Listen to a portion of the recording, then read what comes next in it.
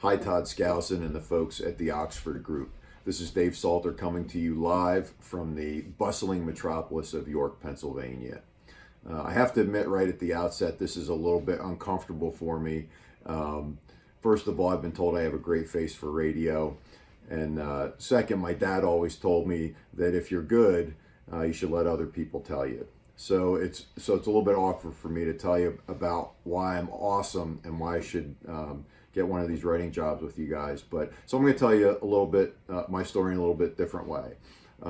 As a journalism major in college, the only thing I wanted to do was become a staff writer for Sports Illustrated.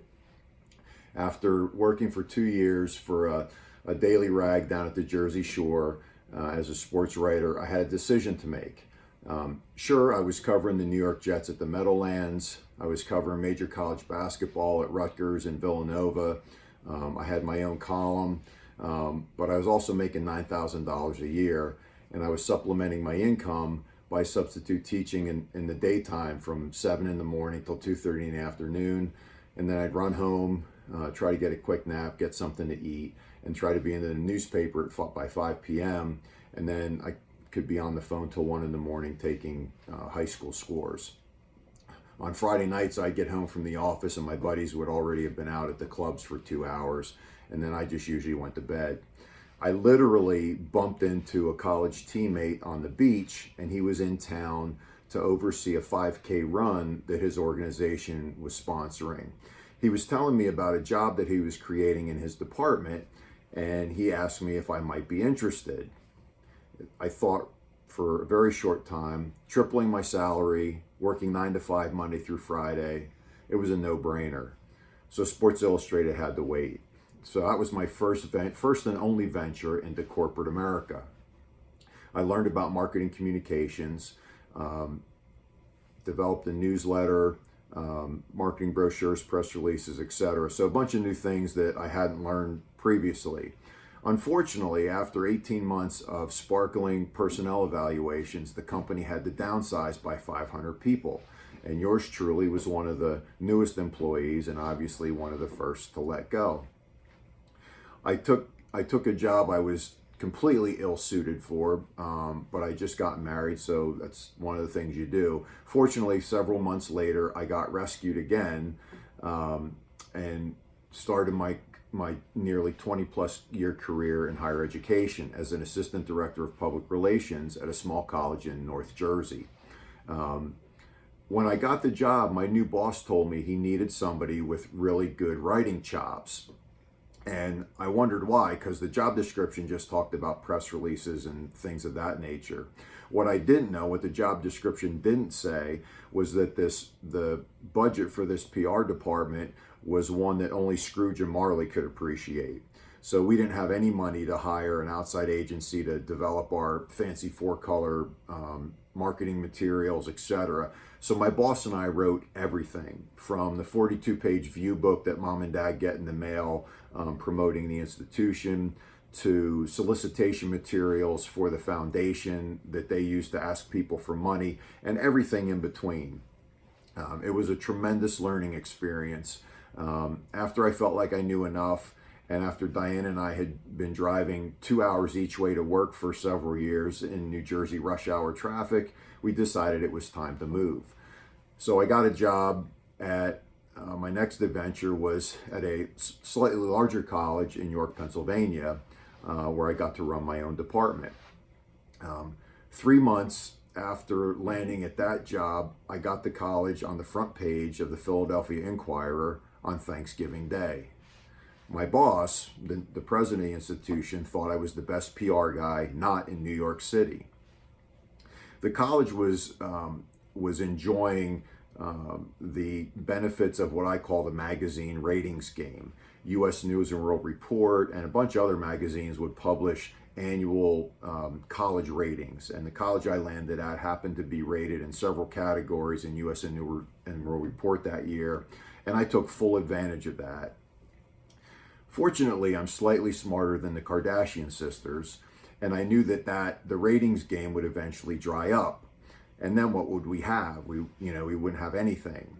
So I went to see the wizard, literally. the Wizard of Ads in Austin, Texas. And he taught me how to write a killer radio ad.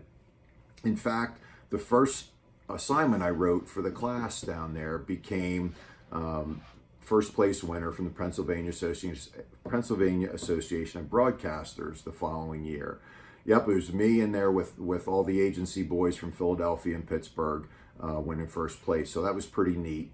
And that started me on a 7-year tear where I won more than 24 awards for my ads, ad campaigns, marketing materials, and magazine articles. My president, needless to say, was very happy. Unfortunately, my president outsmarted himself. And this part of my story is too long and too unbelievable, so I'll try to make it really short. It also needs a really stiff adult beverage in the telling and in the listening. But essentially, I got a new boss who couldn't find his butt with both hands, and he had no clue what I or my team did for the institution. He instructed me to write an RFP that he ended up using to fire me. I bet you none of you have ever written one of those. And that RFP would continue to haunt me later, but again, it's a long story and for another time. So, and unfortunately, it's 2008, not a great time to go job hunting. I was in and out of 2 other jobs with 2 of the most dysfunctional organizations that I could never imagine existed. And then the bottom fell out. So, what do you do when you have kids in college and kids in private school?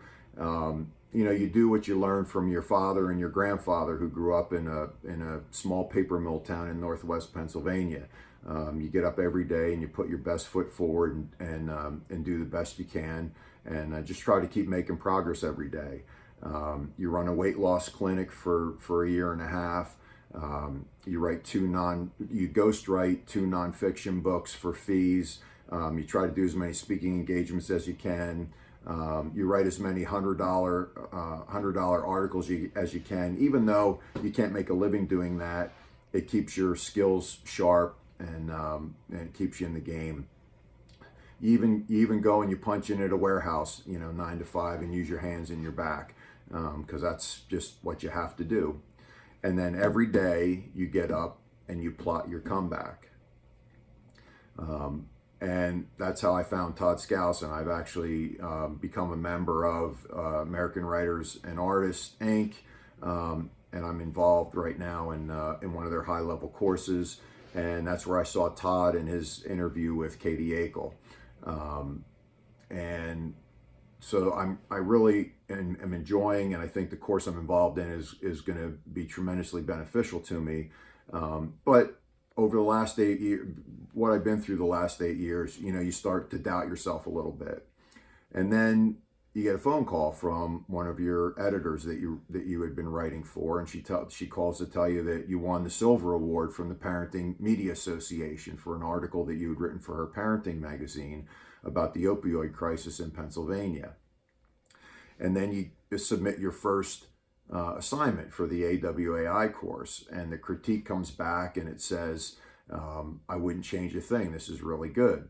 So you start thinking that, maybe you still got it. And then AWAI runs a writing contest, and you figure, and there's a cash prize attached to it. So you figure, what the heck, you'll give it a shot. Well, out of more than 600 entrants, and I was fortunate to win the cash prize. It wasn't a whole lot. It was $200, but I got to buy the good bourbon and a good cigar that weekend. So that was a good thing. And then again, I saw Todd's interview with Katie Akel, and he talked about the fact that he's going to be hiring 10 new writers after the new year. And he also talked about the training program that he has. So Todd, I'd love to have one of those 10 writing positions. And if your training program is as good as you say it is, why don't you teach this old dog some new tricks? And I thank you for your time and consideration, and I look forward to continuing the conversation.